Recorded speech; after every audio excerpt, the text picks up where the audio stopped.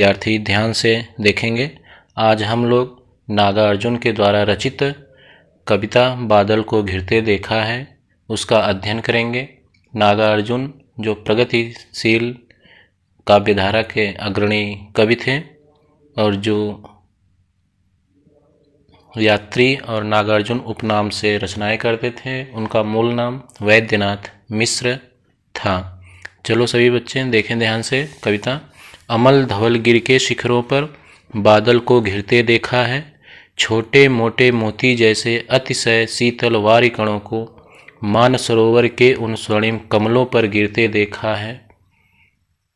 तुंग हिमालय के कंधों पर छोटी बड़ी कई झीलों के श्यामल शीतल अमल सलिल में समतल देशों के आकर पावस की उमस से आकुल तिक्त मधुर विस्तंतु खोजते हंसों को तीरते देखा है। सबसे पहले हम देखेंगे इसका शब्दार्थ में हम देखेंगे अमल का अर्थ होता है निर्मल, धवल का अर्थ होता है सफ़ेद, यहाँ पे विस्तंतु का अर्थ होता है कमल नाल के अंदर कोमल रेशे, तिक्त का अर्थ होता है कसैला और वारी का अर्थ होता है जल। मानसरोवर तालाब। तो इसका संदर्भ हम लोग कैसे लिखेंगे कि प्रस्तुत काव्य पंक्तियाँ हमारी पाठ्यपुस्तक हिंदी काव्य में नागार्जुन के द्वारा रचित बादल को घिरते देखा है नामक कविता से अवतरित। इसमें प्रसंग हम लोग देखेंगे। प्रसंग में इस तरह से लिखेंगे, इस छंद में इस काव्य में कवि ने हिमालय के वर्षाकालीन सौंदर्य का चित्रण किया है। अब इसकी हम लोग व्याख्या देखते हैं। कवि यहाँ कहता है कि अमल धवल गिर के शिखरों पर, अमल निर्मल सफ़ेद पर्वत के शिखरों पर बादल को घिरते देखा है। कवि कहता है कि मैंने निर्मल चांदी के समान, निर्मल धवल का सफ़ेद किसका कौन होता है? चांदी के समान पर्वत बर्फ से मंडित, चांदी के समान सफ़ेद बर्फ से मंडित पर्वत की चोटियों पर बादल को घिरते देखा है। छोटे मोटे मोती जैसे अतिशय शीतल वारी कणों को मानसरोवर के उन स्वर्णिम कमलों पर गिरते देखा है। छोटे बड़े मोती जैसे अतिशय शीतल वारी कणों को, अत्यधिक शीतल अत्यधिक ठंडे वारी जल के कणों को मानसरोवर में खिलने वाले स्वर्ण जैसे सुंदर कमल के फूलों पर गिरते देखा है। कवि कहता है कि मैंने मानसरोवर में खिलने वाले स्वर्ण जैसे सुंदर कमल के फूलों पर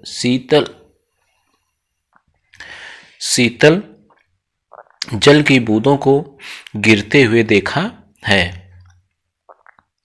तुंग हिमालय के कंधों पर छोटी बड़ी कई झीलों के, तुंग हिमालय की कवि आगे कहता है कि हिमालय के उस पर्वत प्रदेश में हिमालय के ऊंचे शिखर रूपी कंधों पर हिमालय के शिखर रूपी कंधों पर छोटी बड़ी अनेक झीलें फैली हुई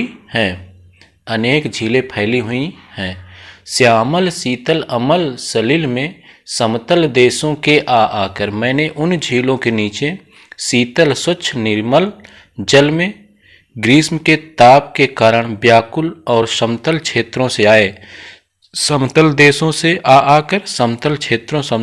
से आए पावस की उमस से आकुल गर्मी, ग्रीष्म के उमस से गर्मी से व्याकुल तिक्त मधुर विस्तंतु खोजते हंसों को तीरते देखा। तिक्त मतलब होता है कैसैला, विस्तंतु कमल के नाल के अंदर कोमल रेशे, हंसों को कसैले और मधुर कमल नाल के तंतुओं को खोजते हुए और उन झीलों में तैरते हुए देखा है।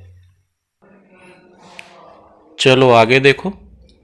एक दूसरे से वियुक्त हो, अलग अलग रह कर ही जिनको सारी रात बितानी होती, निशा काल के चिर अभिशापित बेबस उन चकवा चकवी का, बंद हुआ क्रंदन फिर उनमें उस महान सरोवर के तीरे। एक दूसरे से वियुक्त, अलग होकर के, पृथक होकर के, जुदा होकर के, अलग अलग रहकर ही जिनको, एक दूसरे से पृथक होकर के अलग अलग ही जिनको सारी रात बितानी होती, सारी रात्रि, पूरी रात्र जो है अलग अलग एक दूसरे से पृथक होकर के बितानी पड़ती, निशा काल के चिर अभिशापित।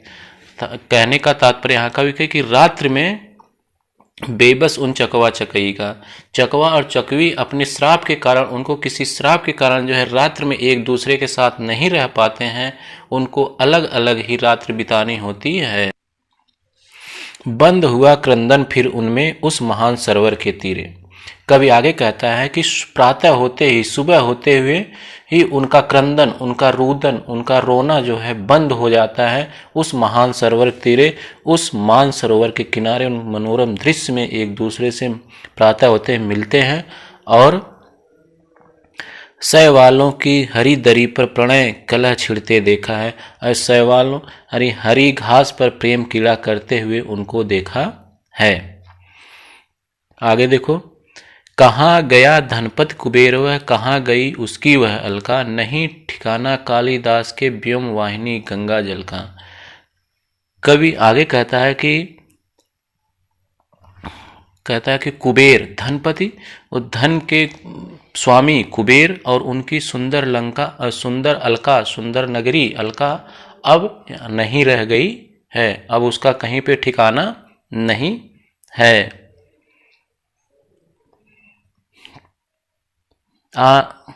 कवि आगे कहता है कि नहीं ठिकाना कालिदास के व्योम वाहिनी गंगा जल का, और पवित्र गंगा का जल कहाँ गया, बहुत ढूंढे पर भी मुझे मेघ के उस दूत के दर्शन नहीं हो सके हैं। ढूंढा बहुत, परंतु लगा क्या मेघदूत का पता कहीं पर, बहुत ढूंढा उसे, कहीं पर उसे मुझे उस मेघ के दूत का पता नहीं चला।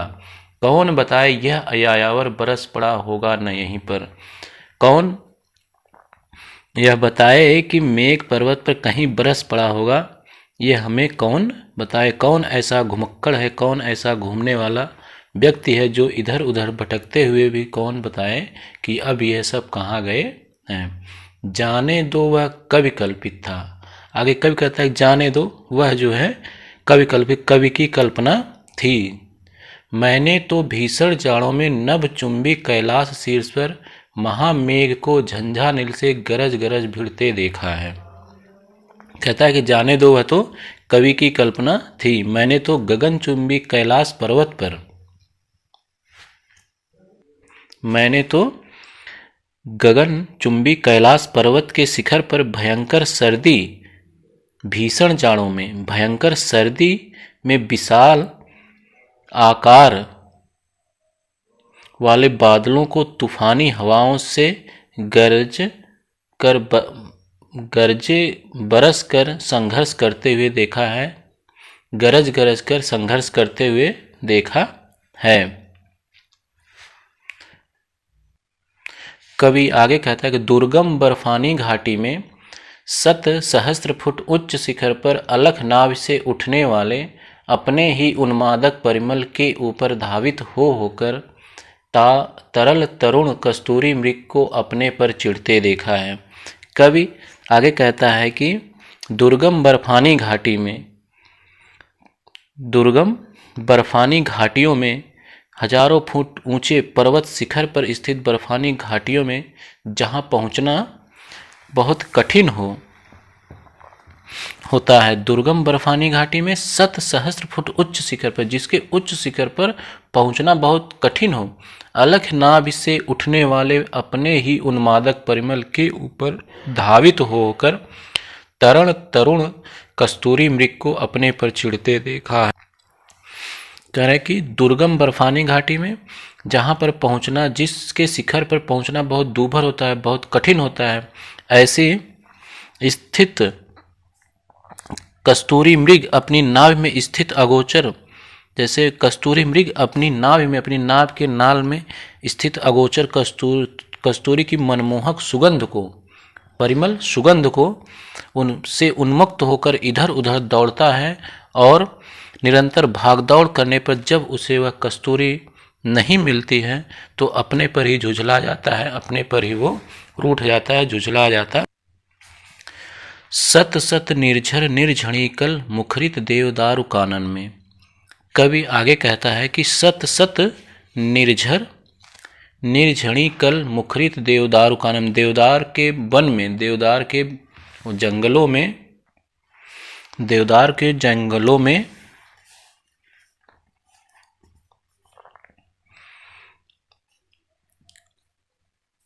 सैकड़ों छोटे बड़े झरने अपने कल कल ध्वनि से गुंजित कर रहे हैं या गुंजायमान हो रहे हैं। कवि आगे कहता है कि देवदार के जंगलों में छोटे बड़े सैकड़ों झरने जो है अपने कल कल की आवाज़ से गुंजित हो रहे हैं, गुंजित कर रहे हैं। सोणित धवल भोज पत्रों से छाई हुई कुटी के भीतर रंग बिरंगे और सुगंधित फूलों से कुंतल हो साजे। इंद्र नील की माला डाले शंख सरीखे सुघर गले में, कानों में कुवलय लटकाए सतदल रक्त कमल वेणी में। कवि आगे कहता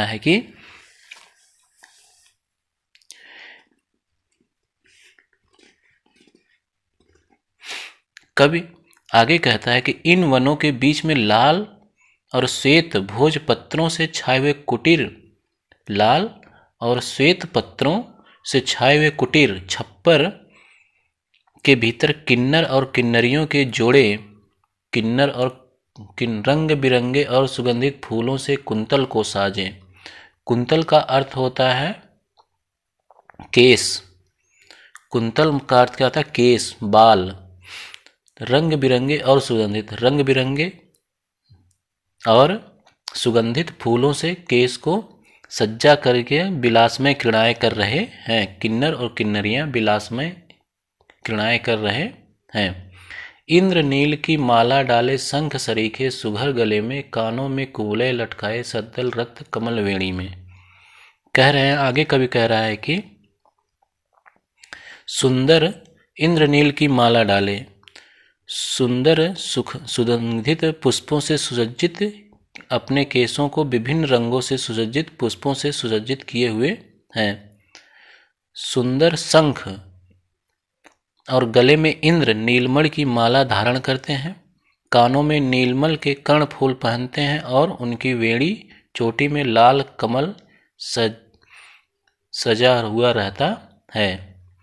आगे कवि कहता है कि रजत रचित मणि खचित कला में पान पात्र द्राक्षा सौ पूरित, रखे सामने अपने अपने लोहित चंदन की त्रिपदी पर, नरम निदाग बाल कस्तूरी मृग छालों पर पलथी मारे, मधुरारुण आँखों वाले उन उन्मत्त किन्नर किन्नरियों की मृदुल मनोरम उंगुलियों को वंशी पर भिड़ते देखा है।